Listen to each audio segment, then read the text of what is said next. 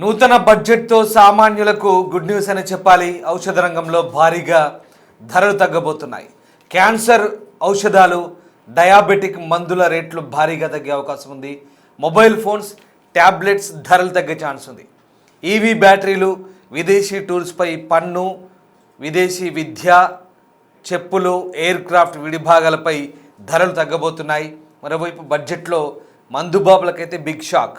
విదేశీ మద్యం, cigarette, bidi, gutka, pan masala, luxury వాచ్లకు భారీగా ధరలు పెరగబోతున్నాయి.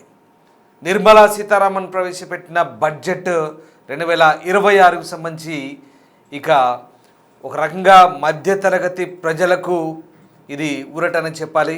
పెద్దగా ఎలాంటి మార్పులు లేవు, అయినప్పటికీ కూడా ఎలాంటి బాధుడు కూడా లేదు. కానీ ఇక్కడ ఈ బడ్జెట్ సంబంధించి అనేక అంచనాలతో చాలామంది మార్కెట్ వర్గాలు కూడా ఎదురు చూశాయి. బట్ స్టాక్ మార్కెట్ నిరాశపరిచి, ఎవరైతే ట్రేడ్ వర్గాలను నిరాశపరిచింది, దీంతో స్టాక్ మార్కెట్లు నష్టాల్లో చవి చూసిన పరిస్థితి వాళ్ళంతా కూడా. ఇక మరోవైపు నిర్మలా సీతారామన్ ప్రవేశపెట్టిన బడ్జెట్ సంబంధించి ఇది అందరికీ అనుకూలమైన బడ్జెట్, మంచి బడ్జెట్ అంటూ ప్రభుత్వం చెప్పే ప్రయత్నం చేసింది. మరోవైపు ప్రతిపక్షాలు యథావిధిగానే బడ్జెట్పై పెదవి విరిచిన పరిస్థితి. ఒక్కసారి నిర్మలా సీతారామన్ ప్రవేశపెట్టిన బడ్జెట్ సంబంధించి ఎట్లాంటి ఎఫెక్ట్ ఉంది, ముఖ్యంగా ఈ బడ్జెట్లో ఏవి ధరలు పెరుగుతాయి, ఏవి తగ్గుతాయో తెలుసుకునే ప్రయత్నం చేద్దాం. ధరలు తగ్గే ఏంటో ముందు చెప్తాను. విదేశీ పర్యాటక ప్యాకేజీలు, వీటిపై ట్యాక్స్ కలెక్ట్ ఎట్ ఫోర్స్ అంటారు, అది TCS. ఇది 2% తగ్గించారు. అంటే విదేశీ ప్రయాణాలు ఏవైతే ఉంటాయో, పర్యాటక రంగానికి సంబంధించి ఎక్కడైతే టూర్లకు వెళ్తుంటారో వాళ్ళకి ట్యాక్స్ కలెక్టెడ్ సోర్స్ అనేది తగ్గిస్తున్నారు. TCSని 2% తగ్గిస్తున్నారు. ఇక నెక్స్ట్ విదేశీ విద్య, దీనిపై కూడా TDSను తగ్గిస్తున్నారు. అంటే లిబరైజ్డ్ రెమిటెన్స్ స్కీమ్ అంటారు. LRS కింద విద్యా ఖర్చుల కోసం దీనిపైన TDS తగ్గించారు. ఇక ఆల్కహాలిక్ లిక్కర్, తుక్కు, అలాగే కొన్ని రకాలైనటువంటి ఖనిజాలు, వీటిపై కస్టమ్స్ డ్యూటీని 5% నుంచి 2%కు తగ్గించారు. మరోవైపు షూ అప్పర్ ఎగుమతులు, ఇందుకోసం అవసరమైన మెటీరియల్ దిగుమతిని డ్యూటీ రహితంగా ప్రకటించారు. వీటిపైన కూడా ట్యాక్స్ లేదు. అలాగే సోలార్ ప్యానెల్స్, వీటికి సంబంధించిన కీలక మెటీరియల్పై కూడా బేసిక్ కస్టమ్స్ డ్యూటీని తొలగించారు. అలాగే ఎనర్జీ ట్రాన్సిషన్ పరికరాలు, వీటిపై కూడా బేసిక్ పన్ను ఏదైతే ఉంటుందో దాన్ని కూడా తొలగించారు. క్యాపిటల్ గూడ్స్, క్రిటికల్ మినరల్స్పై కూడా బేసిక్ సుంకాలు తగ్గించారు. మరోవైపు వ్యక్తిగత వినియోగానికి వాడే పరికరాలపై బేసిక్ సుంకాలు అంటే దాదాపు 20% నుంచి 10%కి కుదించినట్టుగా తెలుస్తోంది. క్యాన్సర్, అలాగే అరుదైన వ్యాధులు, డయాబెటీస్, ఇలాంటి వాటికి వాడే చికిత్సకు వాడే 17 రకాల ఔషధాలపై, మందులపై ఏదైతే ప్రాథమిక పన్నులు తగ్గించారో, బేసిక్ ట్యాక్స్లు ఏవైతే ఉన్నాయో వాటిని తగ్గించిన పరిస్థితి మనకు కనబడుతుంది. బేసిక్ కస్టమ్స్ డ్యూటీ అంటారు, BCD. సో వాటిని తగ్గించారు. ఇక మన దేశ తీర ప్రాంతం నుంచి ప్రత్యేక ఆర్థిక మండలి పరిధి వరకు ఉన్న సముద్ర జలాల్లో మన జాలర్లు పట్టుకున్న చేపలు, అలాగే అణు విద్యుత్ ప్రాజెక్టులకు వాడే పరికరాలు, విద్యుత్ వాహనాలు వాడే బ్యాటరీలు, భారత్లో తయారయ్యే స్మార్ట్ ఫోన్లు, అలాగే పర్సనల్ కంప్యూటర్ తరహాలో ఉండేటువంటి ట్యాబ్లెట్లు, విమానాల విడిభాగాలు, ఈ ధరలన్నీ కూడా పూర్తిగా తగ్గాయి. ఒకసారి స్క్రీన్పై చూడొచ్చు. మొబైల్స్, ఇదిగో విమానాల విడిభాగాలు, విద్యుత్ వాహనాలు, ఎలక్ట్రిక్ వాహనాలు, బ్యాటరీలు, అలాగే తర్వాత అణు విద్యుత్ ప్రాజెక్టు వాడే పరికరాలు, ఇవన్నీ కూడా ధరలు తగ్గిన పరిస్థితి. మరోవైపు ధరలు ఎక్కడ పెరుగుతాయి ఒకసారి చూద్దాం. ఆదాయపు వివరాలు సరిగ్గా చూపిన వారికి విధించే జరిమానా 100% పెంచారు. అలాగే బహిర్గతం చేయని చరాస్తులపై ఇప్పుడు జరిమానా విధించారు. ఏదైతే ఆస్తులు ఉన్నా కూడా చెప్పకుండా దాచిపెట్టే వాళ్ళు ఉంటారు కదా, సో వాటికి సంబంధించి ఇప్పుడు జరిమానా పెడుతున్నారంటే ఇంతకుముందు జైలు శిక్ష ఉండేది, ఇప్పుడు జరిమానాకే సరిపెడుతున్నారు. ఆ జైలు శిక్షలు రద్దు చేశారు. ఇక ఏం పెరుగుతున్నాయి, ఎక్కడెక్కడ పెరుగుతున్నాయి? విలాసవంతమైన వాచులు, అంటే ఖరీదైన గడియారాలు, ఆల్కహాల్, అంటే మందు తాగుతారు కదా, ఆల్కహాల్, విస్కీ, బీరు ఇలాంటివి ఉంటాయి కదా, ఇవన్నీ కూడా.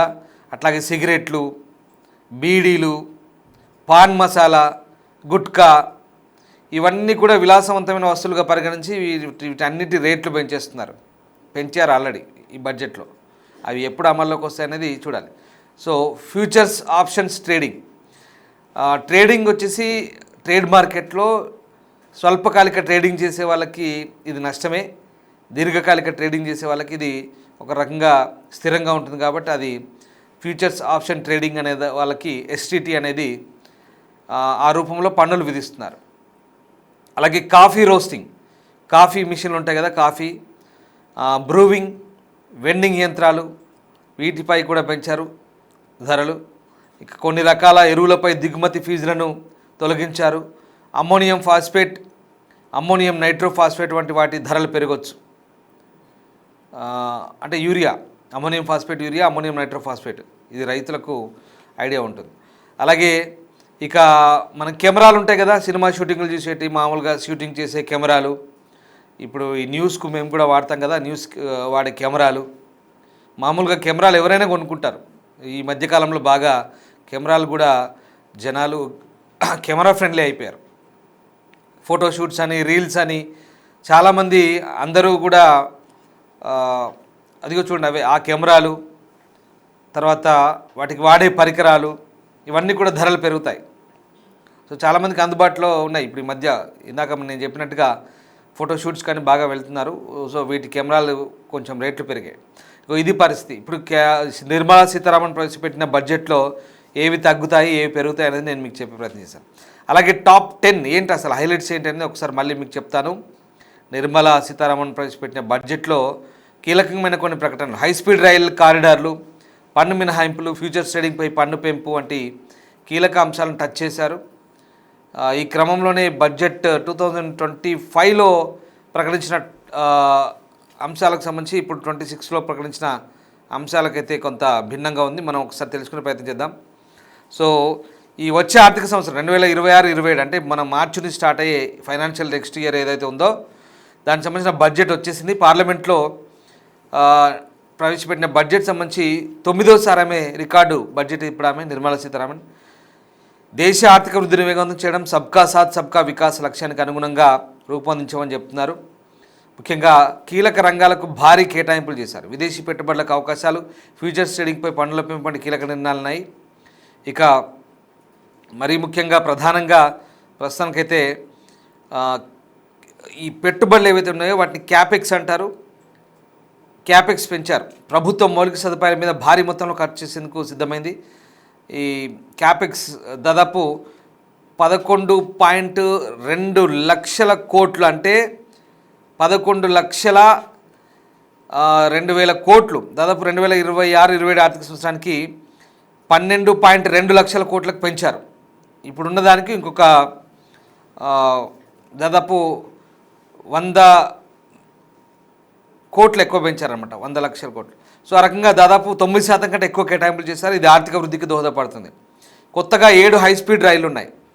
ఇది ఎందుకు ఇంత నెమ్మదిగా నేను మీకు చెప్తున్నానంటే ఒక్కొక్కటి మీకు అర్థం కావాలని. బడ్జెట్కి సంబంధించిన అంశాలు ఫాస్ట్గా చెప్పుకుంటూ వెళ్ళొచ్చు, కానీ వ్యూవర్స్ అడ్వైస్ ఏం చెప్తున్నానంటే నెమ్మదిగా ఈ అంశాల వారిగా మీకు చెప్తుంటే కాస్త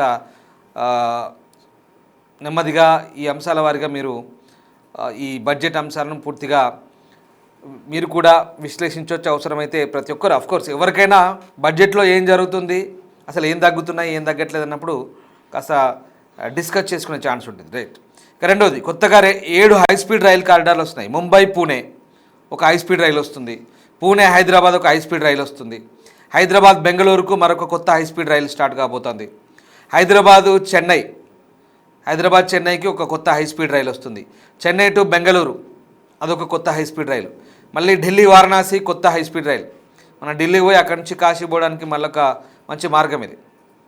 తర్వాత వారణాసి సిలిగుడి మధ్య హైస్పీడ్ రైలు కారిడార్లు, ఇవన్నీ కూడా కొత్త ప్రతిపాదనలు. అంటే హైస్పీడ్ రైళ్ళు వస్తున్నాయంటే ఈ కారిడార్స్ ప్రపోజల్స్ ఇవన్నీ కూడా ఇప్పుడు ఆల్రెడీ ఉన్నాయి. మనకి ఉన్న రూట్లలో వెంటనే వీలైనంత తొందరగా వీటిని స్టార్ట్ చేయొచ్చు. ఈ ప్రతిపాదనలు ఎప్పుడు నిధులు మంజూరు అయ్యాక ఇవి బహుశా ఈ ఇయర్లో మరి ఎప్పుడు అయితే అనేది తెలియదు ఇంకా. సో ఈ వారణాసి సిలిగురి అంటే ఈ డార్జిలింగ్ పశ్చిమ బెంగాల్ దగ్గర ఉంటుంది. సో ఆ రూట్లో ఒకటి. అది. ఇక మూడోది బాండ్ మార్కెట్ను బలోపేతం చేయడం. కార్పొరేట్ బాండ్ మార్కెట్ను మెరుగుపరిచేందుకు మార్కెట్ మేకింగ్ ఫ్రేమ్వర్క్, ఇవన్నీ కూడా కార్పొరేట్ సంబంధించినటువంటి అంశాలు.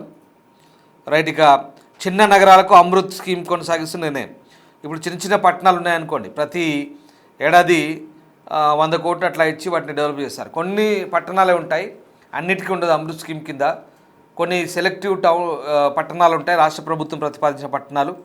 ఆ పట్టణాలకు కేంద్ర ప్రభుత్వం నుంచి అదనంగా రాష్ట్ర ప్రభుత్వం మున్సిపల్ శాఖ బడ్జెట్ నుంచి కేటాయించే నిధులు కాక అదనంగా ఈ అమృత్ కింద నుంచి చిన్న చిన్న మున్సిపాలిటీలకు వస్తాయి. సో ఆ రకంగా సపోజ్ ఇప్పుడు మా సిద్దిపేట ఉంది, సిద్దిపేటకు సంబంధించి అమృత్ స్కీమ్ కింద నిధులు వస్తుంటాయి. సో ఆ రకంగా కొత్త ఇంకా చాలా ఉన్నాయి. కేవలం తెలంగాణలో అదొకటే కాదు, కొన్ని మున్సిపాలిటీకి సంబంధించి అమృత్ స్కీమ్ కింద నిధులు వస్తుంటాయి, అట్లా ఉంటాయి. తర్వాత బ్యాంకింగ్ కమిటీ. భారతదేశ తదుపరి దశ ఆర్థిక వృద్ధి కోసం బ్యాంకింగ్ సిస్టమ్ను సిద్ధం చేసేందుకు హై లెవెల్ కమిటీ ఏర్పాటు చేయబోతున్నారు. ఫైనాన్షియల్ స్టెబిలిటీ, ఇంక్లూజివ్ కన్జ్యూమర్ ప్రొటెక్షన్పై దృష్టి పెట్టబోతున్నారు. అలాగే 5వది ఎన్ఆర్ఐల ఇన్వెస్ట్మెంట్ పరిమితి పెంపు. ఎన్ఆర్ఐలు ఒక కంపెనీలో ఇన్వెస్ట్ చేసే పరిమితిని 5% నుంచి 10% పెంచారు. మొత్తంగా ఉన్న పరిమితిని 24% పెంచారు. దీంతో విదేశీ డబ్బు మరింత ఎక్కువగా దేశంలోకి రాకపోతుంది, మార్కెట్ లిక్విడిటీ పెరుగుతుంది. విదేశీ పెట్టుబడులకు ఇప్పుడు అంటే ఎన్ఆర్ఐలు మన దగ్గర మన వాళ్ళే, నాన్ రెసిడెంట్ ఆఫ్ ఇండియన్స్ ఎవరైతే ఉంటారో ప్రవాసులు, వాళ్ళు ఇక్కడ పెట్టుబడులు పెట్టుకోవచ్చు 24% దాకా, ఎలాంటి ఇబ్బంది లేదు. దాని ద్వారా మన వాళ్ళు అక్కడ పోయి సంపాదించిన డబ్బంతా మళ్ళీ మన దేశంలో పెట్టుకుంటారు, డబ్బంతా ఇడికే వస్తాయి ఎక్కడ పోదు. రైట్. ఇక 6వది ఫిజికల్ కన్సాలిడేషన్ కొనసాగింపు. అంటే ఇది కొంత టెక్నికల్గా ఉంటుందండి, నెట్ మార్కెటింగ్ సంబంధించినటువంటి అంశం ఇది. ఇక 7వది ఎస్టీటీ పెంపు. ఫ్యూచర్స్ అండ్ ఆప్షన్స్పై సెక్యూరిటీస్ ట్రాన్సాక్షన్ టాక్స్ అంటారు.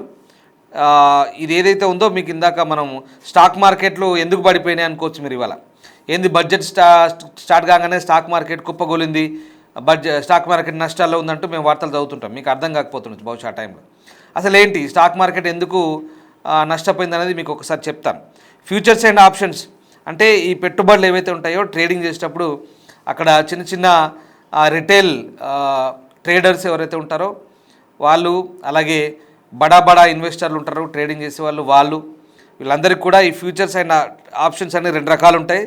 సో వాటి మీద ట్యాక్స్లు అయితే విధించారు. విధించినప్పుడు ఏంటంటే ఈ చిన్న తరహా అంటే అవగాహన ఉండో లేకో కొంతమంది ప్రతి ఒక్కరు కూడా ట్రేడ్ మార్కెట్లోకి వస్తున్నారు, స్టాక్ మార్కెట్లోకి వచ్చి ట్రేడింగ్ చేయడము అది ఇది చెయ్యొద్దని రూల్ ఏం లేదు.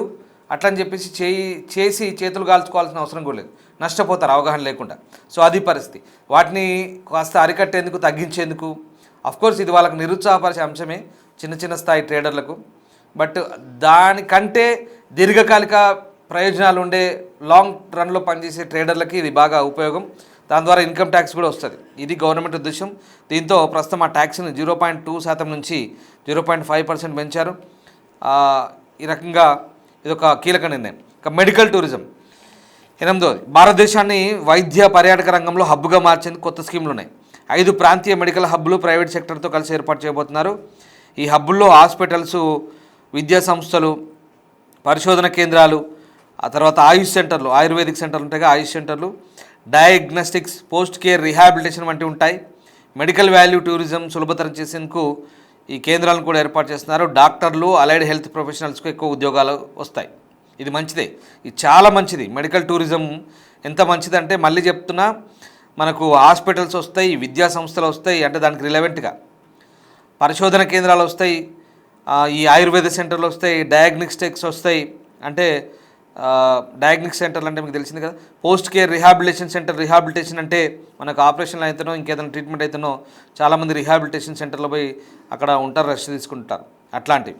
తర్వాత ఇట్లాంటివన్నీ కూడా చాలా మనకు ఇప్పుడు అందరు డాక్టర్లు కూడా వస్తారు ఎక్కువగా, హెల్త్ ప్రొఫెషనల్స్ ఎక్కువ ఉద్యోగాలు వస్తాయి. తద్వారా మనకు ఒక రకంగా వైద్య రంగం మెరుగుపడుతుంది. చాలా కొరత ఉంది వాస్తవానికి, మనకు సరిపడేంత సంఖ్యలో ఇంకా లేరని చెప్పాలి వాస్తవానికి. ఇప్పటికైతే ఎలాంటి ఇబ్బందులు లేవు, బట్ ఇంకా ఎక్కువ ఉద్యోగాలు వస్తాయి. డాక్టర్లు వస్తారు, ఇంకా ఎక్కువగా హెల్త్ ప్రొఫెషనల్స్ వస్తారు, మేల్ కానీ ఫీమేల్ కానీ, నర్సులు, హాస్పిటల్ సంబంధించి. రైట్. ఇక రాష్ట్రాలకు సంబంధించి దాదాపు 1.4 లక్షల కోట్ల ఫైనాన్స్ కమిషన్ గ్రాంట్లు. ఎందుకంటే 16th ఫైనాన్స్ కమిషన్ ఆర్థిక సంఘం సిఫార్సులు పూర్తిగా ఆమోదించారు.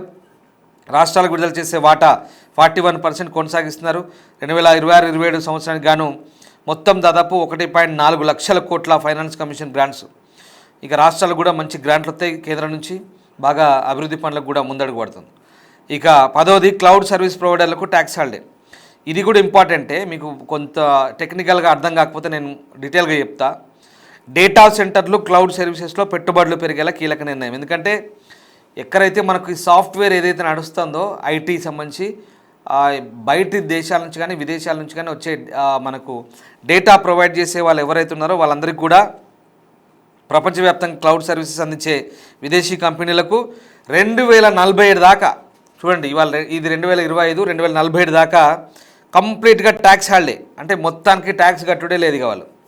సో అది ప్రకటించారు. దేశంలోని కస్టమర్లకు సర్వీసెస్ ఇవ్వాలంటే భారతీయ రీసెల్లర్ ఎంటిటీ ద్వారా మాత్రమే ఇవ్వాలి. ఇక్కడ ఇది ఒక కండిషన్ పెట్టారు. సో ఆ రకంగా అంటే మన భారతీయ రీసెల్లర్ ఎంటిటీ ద్వారా మాత్రమే ఇవ్వాలి. కాబట్టి కస్టమర్కు సర్వీస్ ప్రొవైడర్ ఎవరైతే ఉన్నారో ఈ డేటాకు సంబంధించి వాళ్ళందరికీ కూడా ఇది ఒక కీలక నిర్ణయం.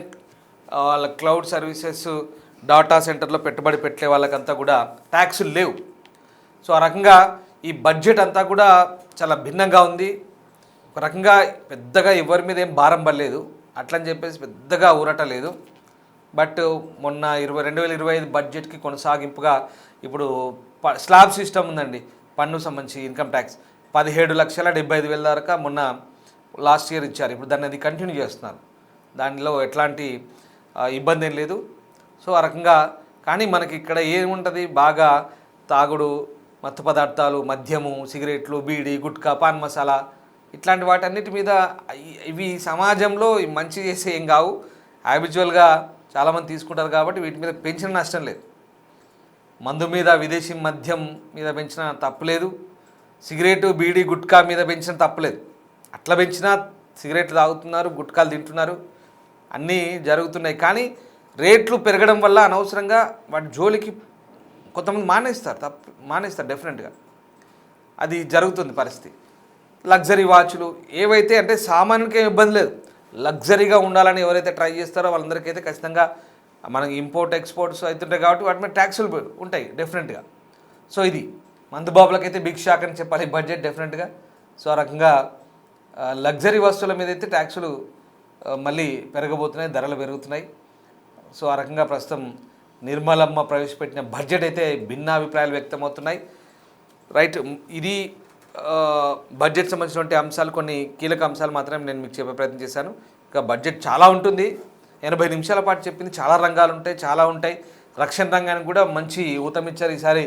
ఎందుకంటే మనం మాట్లాడితే పక్క దేశపోడు యుద్ధం అంటాడు పాకిస్తాన్ వాడు, కాబట్టి ఎక్కడా ఏది కాంప్రమైజ్ అయ్యే ఛాన్స్ లేదు.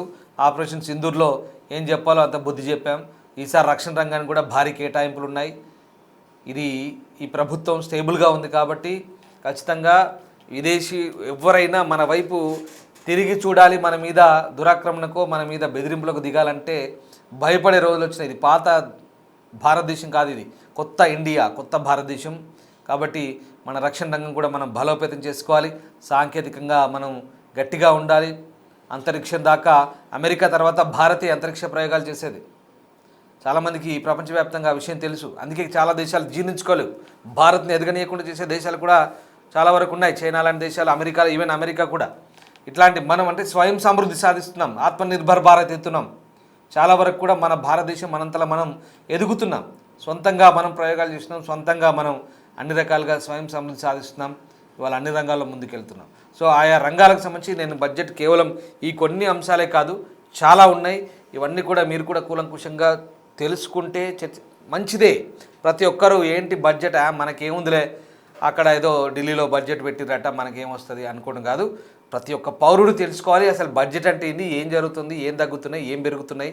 ప్రతి ఒక్కరికి మనతో ముడిపడింది ఇది. మనం పన్నులు కడుతున్నాం, ట్యాక్సులు కడుతున్నాం.